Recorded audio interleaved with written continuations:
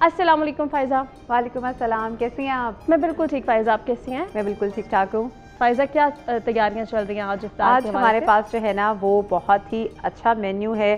सबरूसो हमारे साथ है और सबरूसो के साथ डालडा भी हमारे साथ है, और डालडा और सबरूसो के साथ आज हम बनाएंगे बहुत ही मज़े के जो है ना वो हम सीख कबाब रोल बनाएंगे, पराठा रोल बनाएंगे। पराठे भी सबरूसो के इस्तेमाल करेंगे और सीख कबाब भी, और इसके साथ ही हम बहुत ही मज़े की आलमंड खताई बनाएंगे। बहुत से लोगों को आलमंड खताई पसंद होती है, मार्केट से लेते हैं, लेकिन अब मैं उनको बनाना सिखा रही हूँ। आप ट्राई कीजिएगा घर पे इसको, ये बहुत अच्छी बनती है। तो मैं जल्दी से आपके साथ इसके इंग्रेडिएंट्स को शेयर करती हूँ। मेरे पास एक बॉल के अंदर 200 ग्राम के करीब जो है वो देसी घी है, और ये देसी घी आपने मेल्ट कर लेना है। इसमें किसी भी किस्म का दाना नहीं होना चाहिए। इसके अंदर मैं शामिल करूँगी पिसी हुई चीनी, जो कि मेरे पास होगी यहाँ पे 200 ग्राम के करीब। अगर किसी को शुगर कम पसंद है इसमें खाना, तो आप शुगर को कम कर सकते हैं, लेकिन आपको उतना मैदे की क्वांटिटी को बढ़ाना पड़ेगा। और इसके साथ ही मेरे पास 250 ग्राम के करीब जो है वो फ्लावर है। मैदा लेना है आपने, सिंपल फ्लावर है, कोई ब्रेड फ्लावर नहीं ले रहे या फिर कोई भी केक फ्लावर नहीं है। और इसके साथ ही मेरे पास यहाँ पे इलायची पाउडर है, हाफ़ टी स्पून के करीब मैं इसमें इलायची पाउडर शामिल कर रही हूँ। इन तीन से चार चीज़ों को मैं अच्छे से मिक्स करूँगी। तकरीबन अगर आपके पास टाइम है तो इसको मैक्सिमम रेस्ट दें क्लिंग रैप करके, और अगर आपके पास टाइम नहीं, तो मेरे पास जैसे यहाँ पे टाइम नहीं होगा, मैं 1 आवर के लिए इसको रेस्ट दूँगी। और मेरे पास यहाँ पे रोस्टेड आलमंड्स हैं। इसकी क्वांटिटी जो है वो आप अपनी मर्ज़ी से शामिल कर सकते हैं। मैं इसमें तकरीबन 150 to 200 ग्राम तक रोस्टेड आलमंड्स ऐड करूँगी। और साथ में ही इसके ऊपर कलरिंग के लिए मेरे पास यहाँ पे एक अंडा है, 10 ग्राम के करीब मेरे पास यहाँ पे दही है, और 10 ग्राम के करीब मिल्क पाउडर है। तीनों को मिक्स करने के बाद मैं खताई के ऊपर ग्लेज़ लगाऊंगी। आप देखते हैं कि बिस्किट्स के ऊपर या खताई के ऊपर जो कलर होता है वो इसी ग्लेज़ का होता है। और इसको हम बेक करेंगे 180 डिग्री सेंटीग्रेड पे अबाउट 35 to 40 मिनट्स के लिए। और जैसे ही मैं अपनी खताई के मिक्सचर को मिक्स करूँगी और फ्रीज़र में रख दूँगी। हम यहाँ पे जो है थोड़ी सी मैं आपके साथ सूप की रेसिपी भी शेयर कर लूँ, क्योंकि आज सबरूसों के सीख कबाब के साथ हम सूप भी बना रहे हैं, जो कि मैं बना रही हूँ डालडा के कुकिंग ऑयल में। डालडा पर माओ का 80 साल से भरोसा है, और डालडा सेहत और क्वालिटी में कभी भी कॉम्प्रोमाइज़ नहीं करता। तो मेरे पास यहाँ पे तकरीबन 2 टेबलस्पून से 3 टेबलस्पून के करीब डालडा का कुकिंग ऑयल है। इसको डालने के बाद मेरे पास यहाँ पे 150 ग्राम के करीब सबरूसों का बोनलेस चिकन है। इसको मैं इस ऑयल के अंदर डालूँगी। थोड़ा सा सौते करने के बाद बाकी स्पाइसेस ऐड करूँगी। तो स्पाइसेस जो है वो मैं जल्दी से आपके साथ शेयर कर लेती हूँ। मेरे पास यहाँ पे मशरूम्स हैं तकरीबन 50 ग्राम के करीब। 1 टीस्पून मेरे पास यहाँ पे चॉप गार्लिक है, 1 टीस्पून मेरे पास सोया सॉस है, 1 टीस्पून ही मेरे पास यहाँ पे ऑयस्टर सॉस है, 1/4 टीस्पून शुगर है, हाफ़ टी स्पून के करीब मेरे पास यहाँ पे ब्लैक पेपर पाउडर है, 3 से 4 अंडे हैं, कुछ वेजिटेबल्स हैं मेरे पास, जिसमें मेरे पास कैरेट्स हैं और ग्रीन अनियन है, और हम इसमें स्टॉक यूज़ करेंगे कनौर का। तो मेरे पास यहाँ पे जितनी भी चीज़ें हैं मैंने आपके साथ शेयर की हैं। मैं अब अपनी तैयारी की तरफ आ रही हूँ। जब तक मैं अपनी तैयारी करती हूँ तब तक कुंज़ला आपके साथ मज़ीद इन्फॉर्मेशन शेयर करेंगी। ठीक है फ़ायज़ा। और फ़ायज़ा मुझे लगता है आप बड़ी आज जल्दी काम कर रही हैं और बड़ी फुर्तियाँ दिखा रही हैं, बड़ी आवाज़ें आ रही हैं। पराठे बना रही हैं आप? हाँ जी, आज हम सबरूसों के पराठे बना रहे हैं, और आज सबरूसों के ही सीख कबाब को बनाते हुए हम यहाँ पे पराठा सीख कबाब रोल बना रहे हैं। तो मैं यहाँ पे सबरूसों के पराठे जो है ना वो फ्राई कर रही हूँ, इस वजह से थोड़ी सी जो है ना आवाज़ आ रही है। वो हमें पता चल गया था कि आप जो है ना ज़रा किचन में तेज़ी से जो है ना कामों में लगेंगे। नाज़रीन, अभी हम चलते हैं किचन के जानिब, देखते हैं कि फ़ायज़ा ने क्या क्या तैयारियाँ कर ली, क्योंकि किचन का टाइम भी बहुत ज़रूरी होता है, ख़ासतौर पर ये टाइम जो कि वक्त इफ्तार का नज़दीक आ जाता है। इसमें किचन का काम जो है वो बहुत ज़्यादा बढ़ जाता है। फ़ायज़ा ऐसे ही है, ये वाला वक्त जो है वो बड़ा मसरूफ़ आपका हो जाता है, फाइनल स्टेज होता है इस टाइम पे। मेरे पास यहाँ पे सबरूसों के पराठा कबाब रोल जो है ना वो बन चुके हैं। सूप मेरे पास रेडी है। मेरी टीम दिखाए तो सूप माशाल्लाह से बहुत अच्छा बना है। अब बस मैं इसको थोड़ा सा गर्म कर रही हूँ, और गर्म करने के बाद हम इसको बॉल में डालते हैं। और साथ में जो है वो मेरे पास यहाँ पे आज मैं खताई बना रही थी, तो खताई के लिए मेरे पास यहाँ पे मैंने मिक्सचर जो आपके सामने मिक्सअप किया था, उस मिक्सअप करने के बाद मैंने इसको ठंडा कर लिया था। ठंडा करने के बाद आप इसको चाहे हाथ से या बीटर से अच्छे से बीट करें, कि एक बैटर जो जब बीट होता है तो वो थोड़ा सा वॉल्यूम में डबल हो जाता है, यानी कि थोड़ी सी उसकी वो फॉर्मी हो जाता है। जब ये फॉर्मी हो जाएगा, आपने इसके अंदर रोस्टेड आलमंड्स मिक्स करने हैं। मैंने एक जो खताई का बॉल है वो 40 ग्राम्स का बनाया है। मैं चाह रही थी आज आपके सामने मैं इसको बता दूँ। और साथ में मेरे पास यहाँ पे एग, मिल्क पाउडर और योगर्ट का मिक्सचर है। मैं इसको जो है ना ब्रश के साथ इसके ऊपर अप्लाई कर रही हूँ और बहुत खूबसूरत सा कलर इसके ऊपर जो है वो आता है।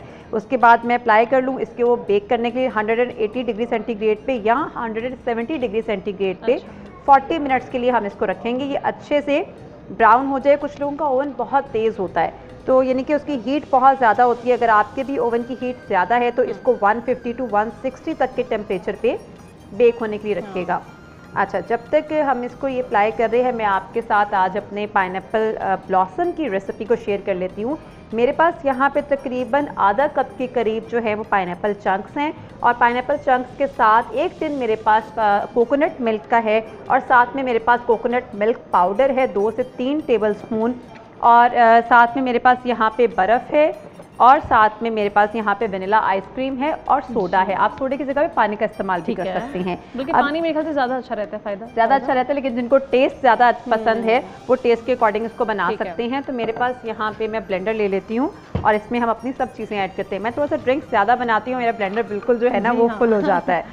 तो यहाँ पे पाइनएप्पल आप इस जूस के साथ भी ले सकते हैं। जो टिन का जूस होता है वैसे तो वो बहुत से लोग अवॉइड करते हैं, लेकिन आप उसको ले सकते हैं। इसमें साथ में coconut milk powder, coconut milk के बाद साथ में मेरे पास यहाँ पे वनीला आइसक्रीम। अच्छा, फ्लेवर आइसक्रीम का वनीला ही ले कोकोनट सकते हैं? भी ले सकते हैं, कोकोनट ले सकते हैं, चंकी भी ले सकते हैं, क्रंच भी ले सकते हैं। आप डिफरेंट अगर आप थोड़ा सा करना चाहें तो मेरे पास बर्फ़ डाल रही हूँ मैं इसमें। और बर्फ़ डालने के बाद अच्छा, अब तो गर्मी ज़्यादा होती जा रही है, आपको फील नहीं हो रही है? मुझे लगता है मुझे बहुत ज़्यादा फील होती है कि ड्रिंक्स जो है ना इफ्तार में आपका ज़्यादा दिल करता है कि ड्रिंक्स की वेरिएशंस हो और ये बड़ा ज़रूरी हो जाता है। एक तो वेरिएशंस हो और फिर दूसरा ये कि ड्रिंक आपकी ठंडी भी होनी चाहिए। जी बिल्कुल। आगाज़ में जो मतलब पहले अशरे के रोज़े थे उसमें आपको ऐसा महसूस नहीं हुआ कि आपको ठंडा ड्रिंक चाहिए या आपको रूह अफ़ज़ा आपका ठंडा हो या कोई भी ड्रिंक आप ले रहे हैं वो ठंडा होना चाहिए, लेकिन अब ये महसूस होता है कि ज़रूरत बन रही है ड्रिंक जब तक ठंडी ना हो आपको इफ्तार का मज़ा उस तरह से नहीं आता है।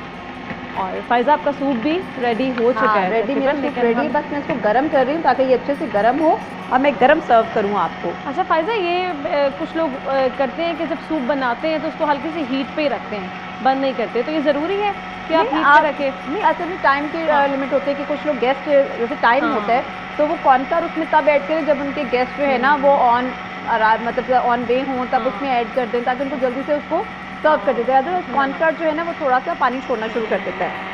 अच्छा, बार बार सूप का गर्म करना ठीक रहता है? नहीं, बार बार सूप को गर्म करेंगे तो ऑब्वियसली डिफरेंट चीज़ को आप बार बार गर्म करेंगे तो उसका टेस्ट जो है ना वो इतना अच्छा नहीं रहता। ठीक है, तो ये आपके ऊपर डिपेंड करता है कि आप अपनी चीज़ों को किस तरह से मैनेज कर रहे हैं और आपके पास टाइम ड्यूरेशन क्या है, आपने किस टाइम सर्व करना है, इस हिसाब से ये चीज़ है। चलें, ये मेरे पास बहुत ही मज़े का है।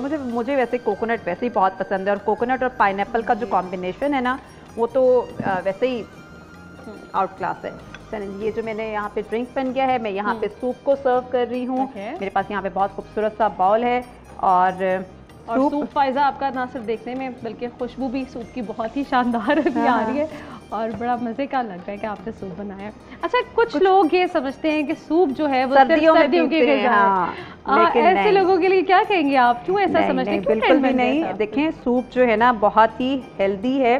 आप इसको गर्मियों में भी ले सकते हैं, सर्दियों में भी ले सकते हैं, लेकिन देखें हर चीज़ की क्वांटिटी का ख्याल रखें। क्वांटिटी का ख्याल, अगर आप क्वांटिटी का ख्याल नहीं रख रहे, 2-2 3-3 बाउल पी रहे हैं तो ऑब्वियसली वो आपको डिस्टर्ब करेगा। आप उसको, जैसे गर्मियाँ हैं तो थोड़ा सा कम ले लें, सर्दियाँ हैं तो ऑब्वियसली ज़्यादा दिल करता है पीने का। तो ये तो आपके ऊपर डिपेंड है कि आप ये ज़रूरी नहीं है कि आप सिर्फ सूप की इंटेक जो है वो सर्दियों में कर सकते हैं, गर्मियों में भी कर सकते हैं। मैं तो स्पेशली गर्मियों में भी सूप बनाती हूँ, बहुत गर्मी में नहीं, लेकिन अगर जैसे कि अभी आजकल मौसम है, आजकल तो सूप पी सकते हैं। आजकल अच्छा लगता है। हाई टी पे जाते हैं वहाँ पे आप हमेशा स्टार्टर में आप ढूंढते हैं सूप लेते हैं, चाहे गर्मी हो चाहे सर्दी हो, खाने का जो आगाज़ है वो सूप से ही हमेशा अच्छा लगता है, तो आप ज़रूर ले सकते हैं। और फायजा, आप हमेशा जो है डालडा का इस्तेमाल डालडा का इस्तेमाल करती हूँ। डालडा का कुकिंग ऑयल यूज़ करते हुए ही मैंने सूप बनाया था। डालडा का कुकिंग ऑयल यूज़ करते ही मैंने सबरूसों के कबाब और पराठे जो है ना वो बनाए हैं। और डालडा जो है ना वो हमारे साथ पूरे रमज़ान में हमारा बहुत साथ देता है, क्योंकि डालडा क्वालिटी पे कॉम्प्रोमाइज़ नहीं करता। एक और चीज़ है डालडा के बारे में, इसकी जो बॉटल है ना इसको पकड़ना बड़ा आसान है। बाकी जो दूसरी ऑयल की बॉटल्स हैं वो जब आप उसको पकड़ते हैं और कढ़ाई में डालते हैं तो वो ज़्यादा समटाइम्स निकल जाते हैं, निकलता ही नहीं है। तो ये भी आसानी डालडा ने कर दी। इसके अलावा हम बचपन से सुनते हैं जहाँ मामदा वहाँ डालडा। आप कोई भी चीज़ खाने में पकाते हैं तो उस डालडा में पकाते हैं और उसका इस्तेमाल आप करते हैं तो जो फूड का मज़ा है वो दुबाला हो जाता है। बिल्कुल। और फ़ायज़ा, आप सबरूसो के बारे में बता रही थी कि पराठे आपने आज सबरूसो के इस्तेमाल किए। अच्छा, वैसे तो सबरूसो के पराठे अच्छे ही होते हैं, लेकिन इसको बनाने की भी ट्रिक होती है। कुछ लोगों के बन जाते हैं, बहुत जल्दी बनते हैं। और सबसे अच्छी बात सबरूसो के पराठे की ये है कि इनकी जो पैकिंग है वो हर पराठे की अलग अलग है। मतलब एक पराठा दूसरे पराठे से जो है ना वो स्टिक नहीं करता और बहुत ईजिली रिमूव हो जाता है। प्लास में बटर पेपर होता है और आप इजीली उसको फ्राई कर सकते हैं। अदरवाइज क्या होता है कि वो एक दूसरे के साथ जो है ना वो स्टिक कर रहे होते हैं, टूट जाते हैं, खराब हो जाते हैं और आपकी जो है ना एक तो प्रेजेंटेशन भी खराब होती है और खाने का मजा भी नहीं आता। तो इनकी ये बहुत अच्छी सबरूसो में भी ये आसानी कर दी है कि आप इसको जो है फौरन से बना सकते हैं। फौरन से बना सकते में कम वक्त रह जाता है और जल्दी सारे काम करने होते हैं, तब आप सबरूसो का इस्तेमाल कर सकते हैं। और रूह अफ़ज़ा जो है वो बड़ा ज़रूरी होता है। इफ्तार में आप रूह अफ़ज़ा की इंटेक करें और रूह अफ़ज़ा जो है वो ना सिर्फ आपको एनर्जेटिक करता है बल्कि जब इफ्तार के बाद हम लेज़ी हो रहे होते हैं क्योंकि सुबह का कुछ खाया नहीं होता और इफ्तार में जब एकदम से इंटेक करते हैं फूड की, उसके बाद रूह अफ़ज़ा जब आप पी लेते हैं तो आप एनर्जेटिक हो जाते हैं, बूस्टअप हो जाते हैं और रूह अफ़ज़ा आपको बिल्कुल भी लेज़ी नहीं होने देता और ड्राउजी नहीं होने देता। तो रूह अफ़ज़ा का जो इस्तेमाल है वो भी आपको इफ्तार में लाजमी करना चाहिए। फ़ायज़ा, आप रूह अफ़ज़ा का इस्तेमाल? मैं तो रूह अफ़ज़ा का इस्तेमाल ज़रूर करती हूँ, लेकिन मैं उसमें शुगर नहीं डालती। लेकिन रूह अफ़ज़ा के वैसे ही पानी में डालने से वो इतना अच्छा हो जाता है कि शुगर डालने की मुझे ज़रूरत नहीं पड़ती है।